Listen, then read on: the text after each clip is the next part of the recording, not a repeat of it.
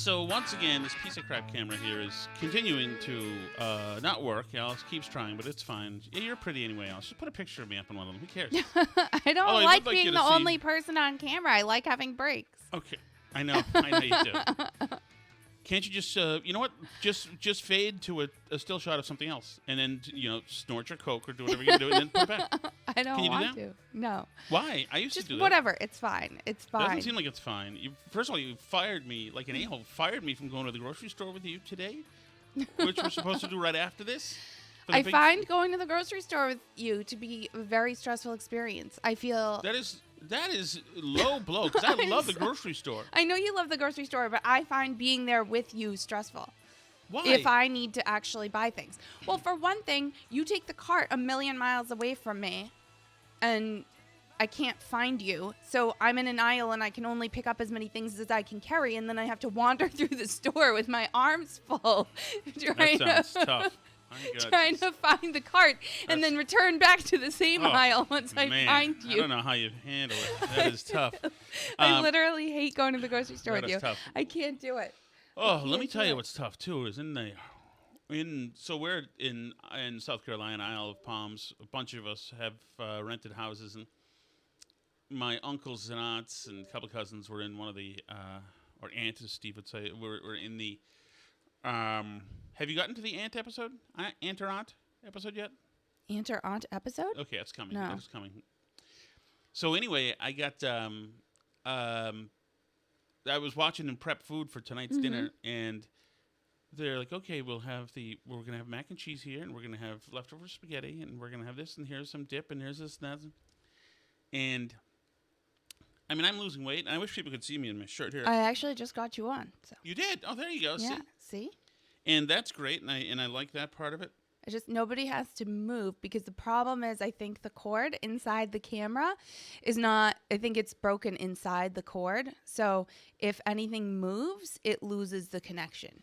So everybody has to stay extremely still now, because if it... Communication is the connection between the world and me. You'll hear that at Five Dragons Karate, which is in Amesbury, Massachusetts, which Alice and I can't suggest enough. They do a great job. It has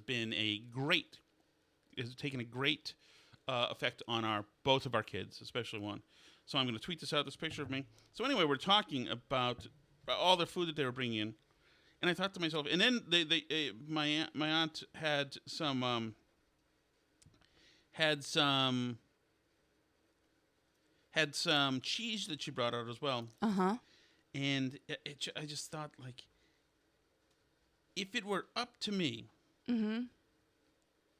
I would absolutely rock.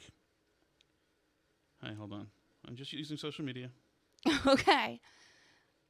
You would rock all the food they're making? Is that where this is going? Oh, yeah. That you wish you could eat things, but you So can't. this But is- you are getting skinnier, though. Yeah. I notice it more every day, I feel. So I would have taken the pimento dip, thrown that baby right in the mac and cheese, taken the extra cheddar slices, thrown that right in the mac and cheese, gotten a pound of butter, thrown it in the mac and cheese.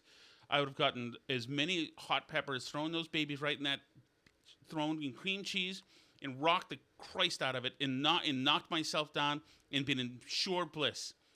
So I am openly lusting after foods. My uncle Russ said, "Why do you do it to yourself?" Yes? Yes?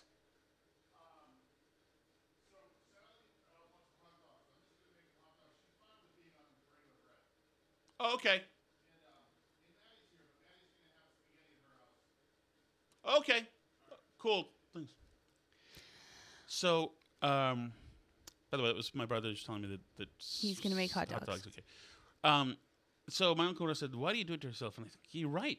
Why do it to myself?" I'm like, if I was sex addicted and I'm going to strip clubs, it makes no sense. But actually, the food happens. It's not as if like it's cloistered at strip clubs. But I mean, I love a weekend wanting to weight loss, and we had a delicious steak this afternoon. Yeah. It was great. But there are other foods that definitely. Yeah, but once you're in the maintenance phase of it, then you can eat a bunch of other things. I mean, I have an emotional attachment to mac and cheese. Okay. Well, once you're in the As a matter of maintenance fact, phase, you can eat something like mac and cheese once or twice a week. My It's all original about food moderation. my original food lust may have happened as a result of these very relatives. in a place called, not Cincinnati, Ohio, but another, not Columbus, maybe it was Cincinnati, Ohio. Delaware, Ohio. In a place called Delaware, Ohio, 1981. Mm-hmm. We stayed with them for a week. My cousins, me and my brother, and some other cousins, and my two girl cousins. Back then there wasn't it doesn't matter. Nobody cares. But anyway, so in this place where we had to take all the swimming tests, like to learn to go in the big diving board and this and that. And I was only 9 and 81 or whatever, 8, 7, I don't know. So they had a snack shop. And I remember the place they were playing music. They were playing Ebony and Ivory live together in perfect harmony. Do you know the song? Yeah. Isn't it? People are the same wherever Isn't it like you go. Yeah. Somebody There gave is me good like and bad in everyone. in But like we learn middle to live. school. Someone gave me We like learn to give each a other. vinyl, like a single of it. Yeah, and it was Weirdly. a beautiful song with Paul McCartney and what's his name, and the keys, and Stevie Wonder, right? And it was just a beautiful song. And I remember that playing again and again and again. And then seeing that they had something called the cheese hot dog there. And so I always liked hot dogs as a kid. I was just fine. This is pre-fat. And I saw the guy hold the hot dog and spray goopy processed yellow cheese onto it. And as a matter of fact, I remember this specifically, holding it in my hand and having a drop of it drop down and hit my foot and burn my foot. And I ate the hot dog and I thought, this is the most delicious thing that's ever been made in the face of the earth. I can't believe there's this cheese that you can pump out. And it's so good. Oh, my goodness. And I think that's where it started. That was the pump cheese. And then Harry M. Stevens Maybe. brought in Fenway Park nachos for $2.50. And then I was off to the races. That was it. Yeah, well, I think the point with Awaken 180 is that you can have stuff like that from time to time, but your entire diet can't consist of that every day. There would have been a time if I had worked at 7-Eleven when my mouth would have been on that cheese dispenser like an udder. There's no I time. think we may have found the source of your problem. What? Eating a lot of stuff like that all the time. Of me being a fat. Yeah. Yeah, but why do I crave it? Because you like having that stuff. But, I mean, you can still have stuff. I don't know. For me personally, the concept that I can have something if I feel like having it, like I don't feel the need to necessarily if I don't want to right at this moment. Do you know what I mean? Like to me, I do know what you I'm mean, like, Alice. you know what? In a month from now, if I felt like having a Big Mac, I totally could. It makes me less likely to need to go out and have one right now. Whereas if you tell me like you could never eat a Big Mac again as long as you live, it makes me want to go out and eat one. I don't know why psychologically, but that's just true for me. Well, and it's interesting because so these cravings can be displaced, right. but never erased. So for instance, when we were first dating, there's no way that first month even where I ate accurately in front of you. Really? There's no way. Obviously, I couldn't eat like I really am, like a glutton. That 23-year-old hot blonde girl was dating me. That was because the eating had been displaced by something really good too. Okay. What my downfall is that as I broke you down, I brought back the eating. So now, like, you have both. You built up immunity to both things. Right. So it used to be that when we were all single 20 years ago in our Beacon Hill frat house, essentially, we'd always get like subs and Chinese food from Shangri-La and whatever in Boston. But if one of the guys came back with a bunch of girls, that food was tucked the hell away. We did not know. We did not want them to see us. I would not eat. I do remember the famous me taking home the leftovers of the Chinese food. Right. And you were mad at me. I pretended that was okay with me, and it wasn't okay with me. Yeah, we went on a date and ate a bunch of Chinese food, and I took home the leftovers, and Tom was secretly smoldering at me. He's still mad about it. He still brings it up years later. I'm still mad about how it took you so damn long to eat, too. But that was at where was that? That was in Dorchester. That like really You guys extremely know it. brightly lit restaurant. You guys know it. It's the one right over the bridge from Quincy in Dorchester. But so, but see, the problem is that then I had you, and you're indulgent of my eating. So now I would still eat in shame, still, but now it's just a matter of eating in shame over the sink, so that the stuff that falls out of my mouth will fall somewhere where it can be disposed of, rather than. But the problem is that you're the problem. Why am I the Because you're problem? the enabler. Because you love me too much. Because I'm fat and disgusting and gorging myself with food late at night and like laboring to breathe while I'm doing it, making. I like really. that's that at that point. That is not about hunger. There's something. There is something else happening. I don't know what it is. I don't know. Like I told you that I didn't get molested. Trish says Cathay pathetic. Yes, exactly. I do know a guy, my friend Mastro, who used to pick up girls there. But I also work really hard to help you with Awaken 180 and help remind yes, you no of the doubt. things that they say and make you good foods that I try and do to help you stay on track with the diet and come Yes. up with new You're foods to redeeming prepare yourself you. in the eyes of the law. Well, the worst thing would have been had you split up with me like a year ago or even a few years ago in my present like over 3 bills. That would have been, although that would have gotten me skinny. I would have had to say, okay, I need to get going immediately on this. And that's the whole thing. Like when I lived in Beacon Hill as a younger guy, there's a certain, everybody's good looking. Everybody's good looking. Most people are in shape. So the pressure's on. The pressure is on. Like I used to get like haircuts every 11 days. It was like, I went to New York City with my friends, Jay and Dan and some, and another guy, Stokey from Muskogee, and like my hair was a little less than perfect, so I made them all wait while I got a haircut in New York City. We wanted to go on the time. It was like there's a vanity that comes up. But so that is it. So tomorrow I don't know what I'm doing. I think we'll probably enjoy some dry turkey. Yum. That's not yum. That's not yum. I think I may eat. Well, I'm going to make deviled eggs. I can make them safe for you. They have mayo in them, right? Yeah. I can't have that. I can make it safe with your safe mayo, or I can make you 1 or 2 with the safe mayo. Just you guys enjoy the party. I'll make you some safe deviled eggs, okay, honey?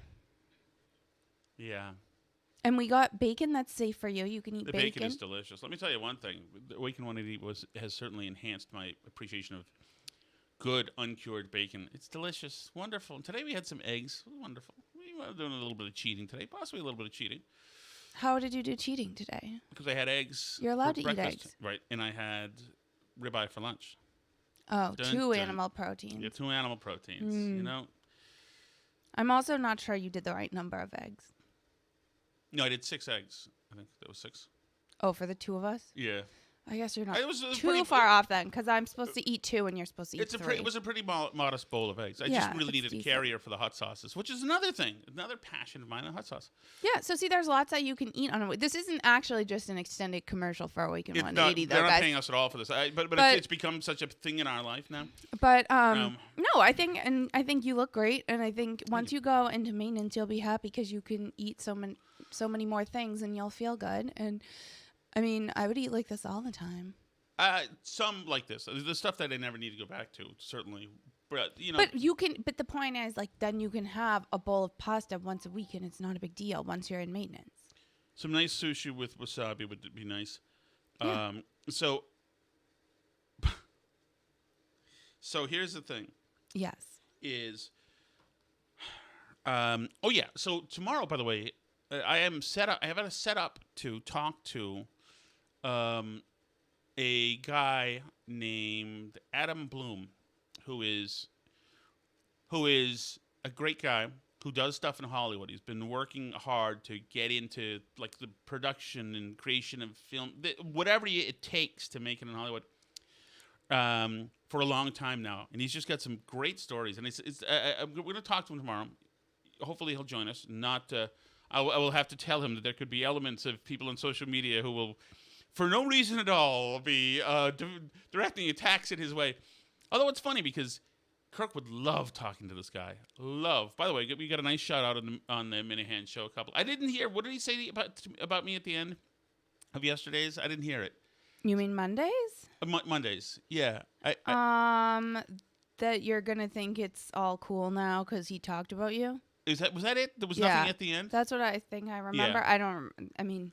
Yeah. Okay. Yeah. Because he's mad. I was on another. On another talk show, and no, I was on with men. Anyway, we talked for 48 minutes, and we gave him a total tongue bath the whole time. And for 13 seconds, we criticized something, and you're not allowed to do that in Saddam Minahan's world, or else the bath party assassins come and kill you. But it was mostly. I don't think anybody's paid attention to it at all, so I think it's fine. Yeah, but I love talking to Manners. I think that's great, and I can't wait. I haven't even heard today's show, but okay. In the world, Alice, what's going on in the world? In the actual real life world? Yes. Well, it's funny. So we were going to talk about Ben Collins yesterday because he can't do math. Mm-hmm. But then he's actually been sort of in the news again today. Although this is sort of complicated. So anyway, the reason we were going to talk about Ben Collins yesterday is because he decided to attack Nate Silver. He did? Of 538. Mm-hmm. Because he was mad that, and this is like the 2016 thing all over again. And really people were so mad at Nate Silver in 2016. He was like the golden boy prior to that because he predicted that Obama would win when everybody had it much closer.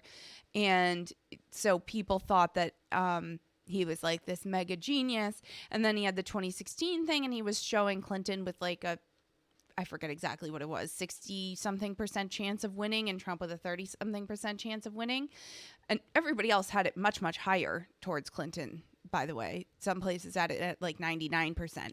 But basically, he was wrong, obviously, in 2016. So a bunch of people were really mad at Nate Silver for being wrong. And then, so he has since then taken a lot of pains to sort of clean up the messaging of 538 as a site and to really try and explain to people, because people don't understand probabilities well at all. So he's really tried to make it very clear to people that what he's talking about is a probability of something happening, right? So something that has a 60% chance of happening is more likely than something that has a 40% chance of happening, but both are like pretty likely things to happen. You know what I mean? Right, like, of course.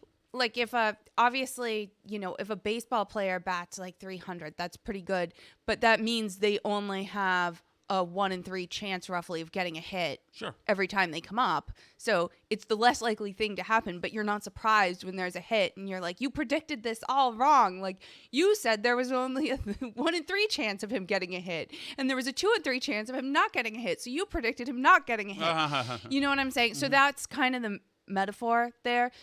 It's a probability.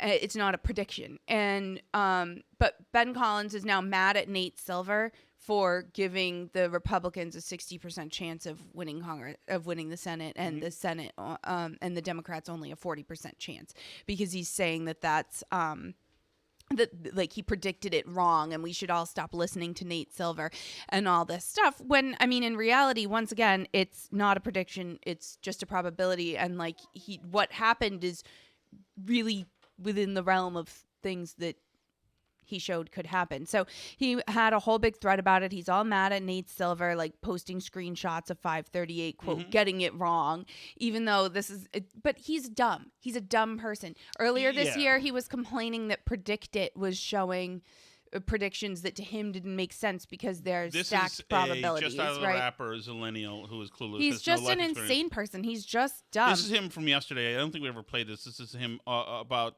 the gay club that was shot up. Him going on and vamping, essentially. I do want to say, though. What is zillennial tone he already has? I do want to say, though. It's like so Chris Hayes. You know? Right. It's a little bit like dandyish. I do want to say, though. Am I doing something wrong here? Here are some headlines that I wrote the last 6 months. Fueled by internet's far-right machine, He's conjuring up tears, by the way. LGBTQ threats shut down trans rights and drag events. Remember, there was a drag event happening in Colorado. Anti-trans stalkers at Kiwi Farms, which is a anti-trans website that stalks people, are chasing one victim around the world, their list of targets is growing. That was a couple months ago. Doctors under threat from far-right activists for providing trans care. Boston Children's Hospital faces bomb threat after right-wing harassment campaign. There were 3 of those bomb threats. FBI charges Massachusetts woman with Boston Children's Hospital bomb threats, so they found one of the people. At least 20 Republican politicians have claimed that schools are making accommodations for students who identify as cats. That was before the midterms. Here are 3 more from my colleagues in the last 3 weeks. As election nears, some conservative groups have ramped up anti-trans campaign ads. Far-right figures appear to be testing Twitter's boundaries for anti-LGBTQ speech. GOP senator targets TikTok influencer with anti-transgender taunt. And I'm just wondering, what could I have done different? I'm wondering what this puny actress is getting. What is his point with all these headlines? Accommodation for cats. What am I getting wrong? Yeah, there have been news stories going around saying some school students are demanding litter boxes. I don't know if they're real or fake or whatever, but what is his point other than to try to insert himself as a thoughtful thinker when it comes to this subject? He's just simply a dandy. He's a nothing brain. People aren't listening to me. Is it me? Is it something I did? That's the point. It's like a passive-aggressive way of saying that I'm supposed to be important and an influencer, and you're supposed to take what I say and make policy around it, but you haven't banned Tucker Carlson yet and libs of TikTok from the internet. So because I must not be doing a good enough job. job. Saying that we shouldn't be twerking or grooming kids. He's saying you're not allowed to criticize at all anybody involved in LGBT. Right. Whatever. I mean, there's this guy, he's like a California state senator or something. His last name's Wiener, but I forget what the point of what his name even is. But he was tweeting that groomer is a fundamentally anti-gay term and that you shouldn't use, like, it's fundamentally homophobic if you use that word about anything ever. And it's so crazy because it's like, then people go on and they're like, yeah, we just want to tell kids that, like, you know, some families have 2 mommies in case their classmate has 2 mommies or whatever. Well, if that's all that were happening, you guys wouldn't have a freaking problem because nobody would have come after you. The problem is that you have naked adult men twerking in the school library for the elementary students. It's weird. It's weird. And we all know it's weird. You know it's weird. And their sensitivity about this topic and their sensitivity about the word groomers speaks volumes. Grooming is a real, actual thing that pedophiles do. And it typically literally involves, as anyone who's had to take any of these courses, like if you do anything with kids, I had to do it for the Boy Scouts, you have to take all these courses about recognizing grooming behaviors among pedophiles, and it's always things like, you know, wanting to create confidence with the child away from their parents, wanting to create channels of communication that their parents don't have access to, showing them sexual content, discussing sexual topics with them, telling them they're like really mature for their age and they really get it and their parents don't understand that. Things like, I mean, those are literally the exact warning behaviors that pedophiles use. It's like if there were a textbook, that's the stuff they do. That's the stuff that they tell parents to look out for. And it usually is, by the way, someone who knows your kid. It's not a stranger on the street. It's usually like a teacher, a relative, a coach. It's somebody who has access to your child and that you trust. And that's why those positions of a priest, I mean, like that happens too, obviously, not to leave anybody out. But the issue is that this is exactly the kind of behavior that is really, really dangerous to have as acceptable around kids. And their denial of that and their total defensiveness around when that gets brought up and saying they're killing kids. And I mean, you know, I know that people don't want to talk about that and they're like, this is the wrong time after the nightclub shooting tragedy. But no, you guys are the ones bringing up the rhetoric. We don't know yet if this had anything to do with Tucker Carlson's rhetoric around kids at drag brunches. Okay, we don't know that. And I know that the kid's defense attorneys are now saying that he's non-binary. There are some indications from people that know him that could be like a troll and not really, you know, some people are saying that are in his life are saying there was no indication he'd never asked to be called they, them pronouns until now. But who knows? Who knows? We don't know enough about this situation. He obviously had an incredibly turbulent home life. The dad is a freaking lunatic who was not in his life and thought he was dead up until 6 months ago. The whole story is insane. These are just people who aren't all right. When you read the records of the kid's arrest a year or two back or whatever it was, there's no way he should have been charged with enough stuff that he shouldn't have been able to pass the background check. I'm sorry. I mean, like, he was barricaded in the house making bomb threats with the cops and threatening to shoot his family members to them. They had to have hostage negotiators. The idea that then he was allowed to go out and buy guns is so weird to me. But whatever the situation is there, whether he was radicalized by right-wing rhetoric or whatever the stupid thing we're saying or not, the point is that they're the ones who immediately after the tragedy are jumping right to politics, right? Of course, like, of course. If he is non-binary or if he isn't non-binary, I'm not going to go out here and say, like, this is proof that we need to get rid of non-binary people. Like, nobody should be allowed to talk about being non-binary anymore. But, like, of course we need to still talk about the pedophile groomers who are showing up at kids' libraries. Of course we do. Of course we shouldn't stop talking about that. The two things have nothing to do with each other. Just like, you know, just because something happens with Paul Pelosi in his house that we still don't know what it was, we should still be allowed to run political ads right before an election in other parts of the country. But they're the ones that want to draw that line. They're the ones that want to make this connection between every crazy person that happens in politics. I mean, I could run right out and say, like, look, this is proof that, you know, this kid should have been incarcerated or thrown in a mental institution or whatever. Who knows? Who knows? At this point, we don't even have enough information to say any of that. Nobody does. Nobody has the right information right now to suggest any kind of policy that's going to help with that. But for them to jump right to saying, like, see, this is Tucker Carlson's anti-gay rhetoric, you can't make that connection. You can't prove this kid ever watched Tucker Carlson. Maybe he did. There's some people out there saying he did. Did you see the audio of the dad? No. I sent an article that had a link to the audio of the dad. You don't even need to play it. The guy's a lunatic. He's a former MMA fighter and porn star who abandoned the family. What's his name? I don't know. The list in the article that I sent us, they list his. Oh, that's okay. I won't know. I only know one MMA guy. They list his some of the feature films he's been a part of, but I mean the situation's clearly a mess. Clearly a mess, and you know, I don't know what it would take for the left to start acting mature when tragedies happen, but I think they're like totally just shameless at this point and running right out and immediately. It's all ego. It's all childish tantrum. No, it feels like this should be true. This should be mine. This is my worldview. Everything has to reinforce me, or else I'm going to dismiss everything that doesn't. But the dad in the audio says that when he said he shot up a gay club, that he was worried he was gay, but then he wasn't, so he was like, phew.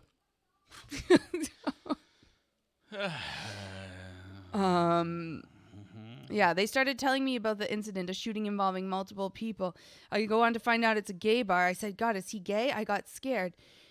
Shit, is he gay? And he's not gay. So I said, phew. So the dad is clearly a well-adjusted person. So, you know, back on the... He's a Mormon, apparently. In the sense that this administration feels that, like, they got some kind of, like... some kind of mandate by not getting blown out in the midterms. We have yesterday Dr. Ashish Jha, whatever his name is, we can prevent every COVID death in America if everyone gets their updated booster. Washington Post today published an article saying 50% of coronavirus deaths in August were people who were vaccinated or boosted. So in other words, he said we can prevent every COVID death in America if everyone gets vaxxed and boosted. Mm-hmm. Washington Post reports today that 58% of coronavirus deaths in August were people who were vaccinated or boosted. Yeah. Yeah. No, it makes no sense. It's insane. It's insane. And I do think for people who are very at risk, I think it reduces risk. But those people totally. When you separate out the results by age, you see that. But clearly they are not preventing every COVID death. That's obvious. Like that's just something that's obviously not true. So why they go out there and say this stuff that's so clearly not true, and then they complain like, wow, the trust in public health has so eroded, and it's just so sad that nobody trusts us anymore. Well, maybe it has something to do with the fact that you're walking out here every day and saying stuff that's obviously not true. Yes, and they're directly responsible for the diminished returns because they've gone fully maximalist and over the top in talking to us, in selling the vaccinations. And then people are seeing that it's BS and reacting, saying, wait, you have no credibility. Right. You're a liar. But they can't help but go maximalist. It's as if it's a communication shop. It's being workshopped through a communication shop and a marketing firm where these people should be clinical. Let them have them be marketing people. You need clinical, the real thing. Right. Or else people just don't believe you. And the healthcare bureaucracies in the last couple of years have turned into game show hosts like every other rotten politician. Yeah, well, I was going to say that yesterday about Fauci's, quote, last press conference. What are the chances, do you think, that we've seen the last of Dr. Anthony Fauci? No way. The left needs him. They need him. I know a grown man who was in his 60s who worked in the newspapers with me, who said, I love him so much. My God, I love him. I do. Really, you're in your 60s and you need some kind of paternal... Well, I mean, who do you think's buying all the, action figures and pillows and socks with his face on them and stuff? Wow. Read history carefully, I'm telling you. So, anyway... Oh, by the way, well, maybe we shouldn't say it. Anyway, so I'm off this weekend in WTIC. But there's a chance that Alice Shattuck and I will be, not for all 3 hours, but for maybe 2 hours, we'll be co-hosting a different show, a syndicated show. So I don't know, should I tweet about it or not? Maybe I shouldn't. Or Alice will tweet about it. She doesn't know any better. She's innocent. She can't be held liable. What do you mean? I don't understand I don't know. But I'm not going to tweet about anything, okay? By the way, we've gotten some criticism for style choices. They had this button up. Somebody said too many buttons. And let me tell you, this is the buttons that I had up.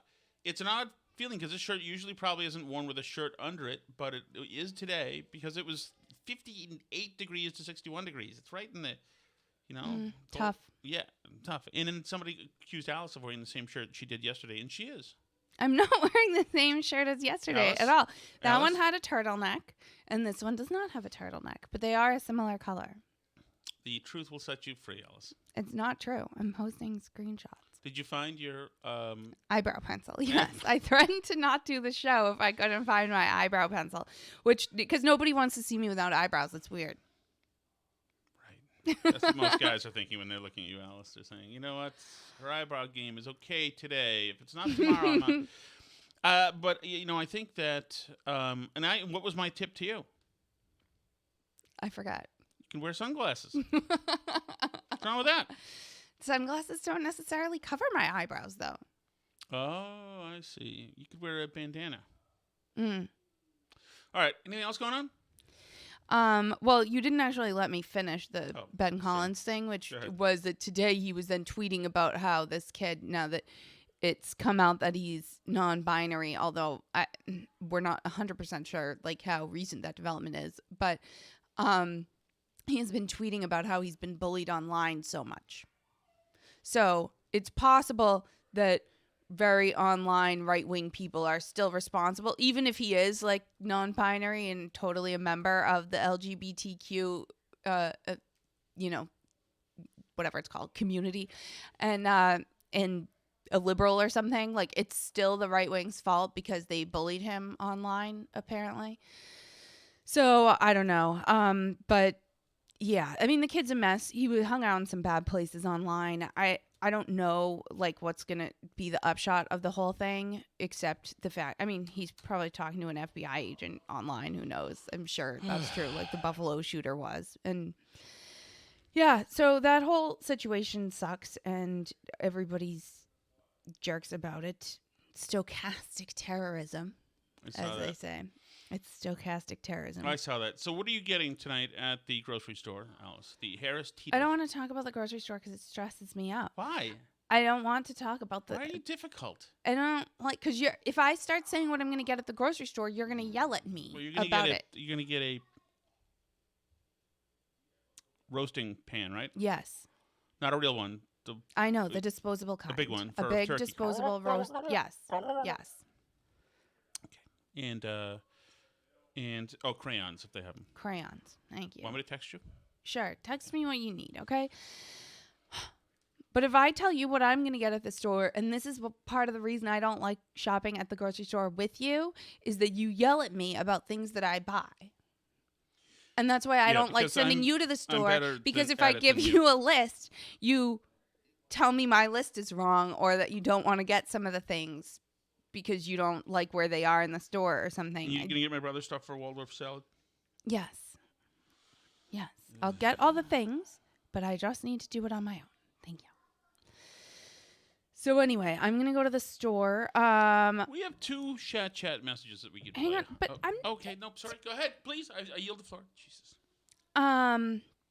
Anyway, the other thing that I wanted to say was that the press is mad at the Biden White House again. Did you see this? Yeah, for the wedding. Because they weren't allowed to cover the wedding, but the Bidens gave Vanity Fair a big exclusive article and spread with photos and all this stuff. But like the rest of the regular press was locked out. But the White House and Karine Jean-Pierre told them it's fine because they shot that the day before the wedding and told them all about the wedding. And they weren't there on the actual day. Well, are they getting paid for it? Is who getting paid? Vanity Fair? No, the daughter. I'm not sure. If they are, then maybe there's a consideration there that she essentially rented a function room. But I don't know. But are other people allowed to rent the White House as a function room? Lady Bird or Linda Bird was married at the White House. People do things at the White House. Trump held a fundraiser at the White House. I don't know. It's. I think that they've got Democratic. But do they not allow the press to cover those things? Let me tell you one thing. Yeah. Melania Trump would not get away with this. Well, yeah. I mean, and I think that's the question is that the reason why the press is mad is because they weren't allowed to cover the wedding. I'm more enamored with the idea that Vanity Fair pretended that there wasn't a gorgeous first lady in the White House for 4 years. No, we don't know anybody. We don't know. No. She has to be punished. She can't be validated like every other first lady was because they're offended by the president. So she has to be treated lesser than. Meanwhile, she's the most photogenic first lady by far that there has ever been by far. She blows little Bouvier out of the water. She is the best. Yeah. And hottest ever, and then ever. But this wasn't like... I like it how some people try to shame her and say, yeah, look at this. This is her. And they have the nude picture of her. It's like, yeah. That's right. That's right. Not everybody can do that. Yeah. So, but this wasn't like, Newsmax wasn't upset that they got locked out of the wedding. This was people who would have covered the wedding in a very friendly way. This is, the Washington Post national correspondent Ashley Parker was angry. The New York Times correspondent Katie Rogers was angry. She said, I spent 4 years covering the Trump White House and 2 covering the Biden White House. What's fascinating is they both lie, but in very different ways. Trump team was shameless, whereas Biden's team is too cute by half. And Karine Jean-Pierre said, it wasn't Vanity Fair, it was Vogue. I got that wrong. Sorry. Vogue did not attend the wedding. There was no press access. Vogue did a portrait shoot on Thursday afternoon and embargoed it until today to give ample time for the photos to be in the public sphere. But Parker, once again from Washington Post, said, to be clear, not all lies are created equal, and the magnitude, frequency, and audacity is different. But the Biden White House has waved us off correct reporting about Biden's SCOTUS pick, his Egypt trip, attendees at private meetings, etc. So, and a string of other reporters at left-leaning outlets also took to Twitter to call out the White House for misleading reporters about Naomi's wedding coverage. Maggie Haberman was mad, et cetera, et cetera. This was not this. Right. So if the Biden administration is pissing off the left-wing media for not allowing coverage, I tend to think that's kind of interesting. Yeah, I agree. But they're not mad because they're looking for full access because the press should be respected. They're mad because this is their guy. And why would they be iced out considering all the hard work they've done for him? Dateline New Haven press release, Mayor Justin M. Elliker. City of New Haven announces Vaxgiving. Oh. Share the Holiday Family Photo Campaign. City of New Haven and New Haven Health Department announced the start of Vaxgiving. Share the Family Photo Campaign. New Haven families who are fully vaccinated are encouraged to submit their family photo. There you go. All right, so I got a message from Matt J. saying you like the Heil PR 40. I never liked the sound. Is that what this is? The Heil? I don't know. I know it's about $400, and it was a consensus of a lot of people to get it. I think it's fine. I'm not a huge mic guy, but I can tell you that the one I use for my podcast, the EV, whatever, the industry standard, the big baby, beautiful thing, like the one that Rush used to have, that one's a much richer, deeper sound. But these babies are good, and they travel well, and they don't weigh 600 pounds. They do the job. I mean, I've seen a lot of people use those Bose ones that Rogan uses. Those are pretty expensive too. But I like the having this thing around. It's nice and phallic. I lost your camera again, so Nothing to say about that else. Okay. The chat. Just came out to you, and that's all I get. All right. Let me play a couple of chat messages. Okay. Okay. All right. Here we go. Are you ready, Alice? I'm ready.